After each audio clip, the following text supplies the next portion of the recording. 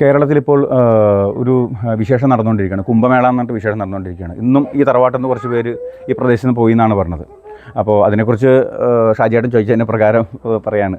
കുംഭമേള എന്ന് പറയുന്നത് അതൊരു കുംഭമേളയ്ക്കല്ല പ്രധാനം, ആ സ്ഥലത്തിനാണ് പ്രധാനം.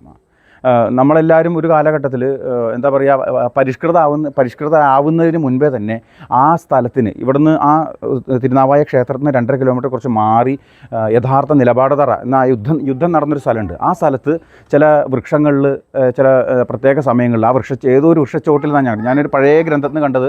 ഒരു വൃക്ഷച്ചോട്ടിൽ ഒരു കർമ്മം നടക്കുന്നതാണ് പറഞ്ഞത്. ആ ഭാഗത്തുള്ള കുടുംബക്ഷേത്രത്തിൽ എല്ലാവരും വന്നിട്ട് അവിടെ എന്താ പറയുക, വെട്ടിത്തെളിയലും കർമ്മം കൊടുക്കലും അരിയറിയും കാര്യങ്ങളൊക്കെ ഉണ്ടായിരുന്നത്. എത്ര തറവാട്ടുകാരിലെ വെളിച്ചപ്പാടുമാർ അവിടെ സംഗമിച്ചു എന്ന് പറയുന്നുണ്ട്.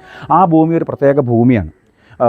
എന്താ പറയുക, പഞ്ചാംഗ ഗണിതത്തിനും അതുപോലെ എന്താ പറയുക ജ്യോതിഷ ഗണിതത്തിനൊക്കെ പറ്റിയൊരു ഭൂമിയാണത്രേ. അതുപോലെ ഒരുപാട് പണ്ഡിതന്മാർക്ക് വന്ന് ചേരാൻ പറ്റിയൊരു ഭൂമിയാണെന്നാണ് പറഞ്ഞത്. ഇത്ര കാലം സത്യം പറഞ്ഞാൽ നമ്മുടെ നാട്ടിൽ അങ്ങനെ ഒരു സ്ഥലം ഉണ്ടായിട്ട് നമ്മളത് ഒരു ബലിയിടാനുള്ള സ്ഥലം മാത്രമേ ഞാനടക്കം കണ്ടിട്ടുള്ളൂ. പക്ഷേ ഇതിനെക്കുറിച്ച് ഇപ്പോൾ ഈ കുംഭമേള വന്നതിന് ശേഷമാണ് അതിനെക്കുറിച്ചുള്ള പ്രാധാന്യം കൂടി വന്നത്. ഞാൻ മനസ്സിലാക്കുന്നത് ഓരോ കാലഘട്ടത്തിലും ഓരോ സ്ഥലത്തിലും ഓരോ ദേവതകൾക്കും അതിൻ്റെ ചൈതന്യം വർദ്ധിക്കേണ്ട സമയങ്ങളുണ്ട്. അപ്പോൾ എന്തായാലും വർദ്ധിക്കുന്നതാണ് പറഞ്ഞത്.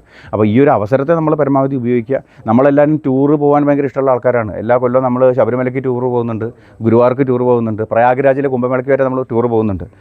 ഞാനെപ്പോഴും പറയാറുള്ളത് അതെല്ലാം വിനോദയാത്രകൾ മാത്രമാണ്. പോവുക, കാണുക, വരിക. നമ്മുടെ ഉപാസന നടക്കുന്നത് തറവാട്ടമ്പലത്തിൽ തന്നെയായിരിക്കും. നമ്മൾ നേരെ ആവണത് തറവാട്ടമ്പലത്തിലെ കർമ്മങ്ങൾ തന്നെയായിരിക്കും. അപ്പോൾ പോവുക, ഇങ്ങനെയുള്ള സ്ഥലങ്ങളിൽ പരമാവധി നിങ്ങൾ കാണുക, ഈ മണ്ണിൻ്റെ സംസ്കാരം ശരിക്കും പഠിക്കുക. പണ്ട് എന്താ നടന്നുകൊണ്ടിരുന്നത് നമ്മൾ ആലോചിക്കണം. അവിടെ ഒരു പുണ്യഭൂമിയാണ്. ആ ഭൂമിയിൽ കാല് വയ്ക്കുക, അവിടെ സ്നാനം ചെയ്യുക എന്നൊക്കെ പറഞ്ഞാൽ വളരെയധികം സന്തോഷമുള്ള കാര്യമാണ്. അവിടെ പുണ്യം വർദ്ധിക്കുന്ന കാര്യമാണ്.